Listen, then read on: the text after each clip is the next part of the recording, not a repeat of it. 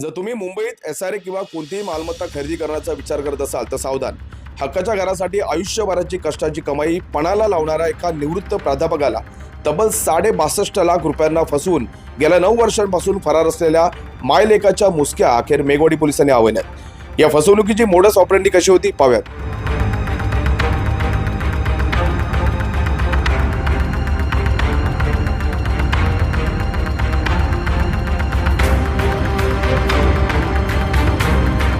नमस्कार, मी संदीप कसालकर आणि तुम्ही पाहतात भारत 24 तास. संपूर्ण सत्य, संपूर्ण माहिती.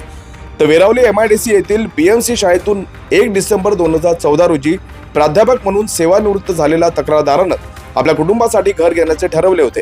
यावेळी त्यांच्या परिचयाचा गैरफायदा घेत एक मोठा आर्थिक सापळा रचण्यात आला.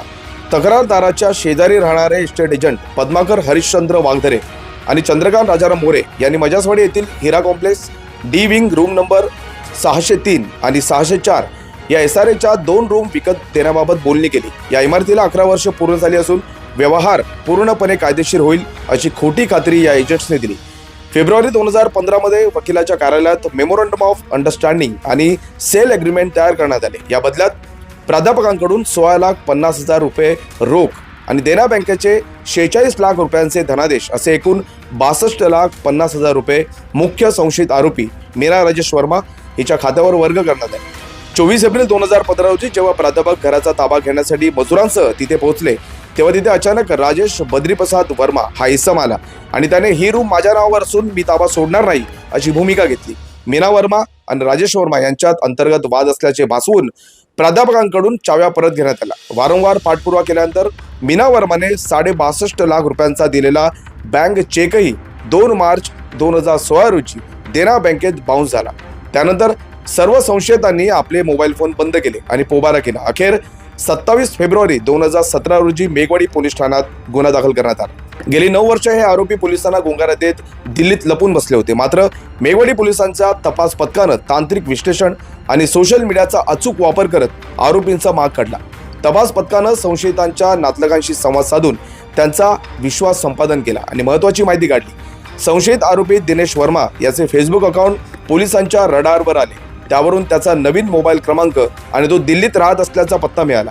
मुळात गुन्हेगार कितीही हुशार असला आणि थेट देशाच्या राजधानीत जाऊन लपला तरी मुंबई पोलिसांच्या हातापासून सुटू शकत नाही, हेच मेघवाडी पोलिसांनी दाखवून दिले आहे. वरिष्ठ पोलीस निरीक्षक सुधाकर हुंबे आणि पोलीस निरीक्षक पवरे यांच्या धाडसी रणनीतीनुसार मेघवाडी पोलिसांचे एक विशेष ॲक्शन फोर्स पथक थेट दिल्लीला रवाना झाले. दिल्लीच्या स्थानिक जहांगीरपुरी पोलिसांच्या मदतीने सापळा रचून गेल्या 9 वर्षांपासून हुलकावणी देणाऱ्या दिनेश राजेश वर्मा आणि मीना राजेश वर्मा या दोन्ही मुख्य आरोपींच्या मुसक्या आवळण्यात आल्या.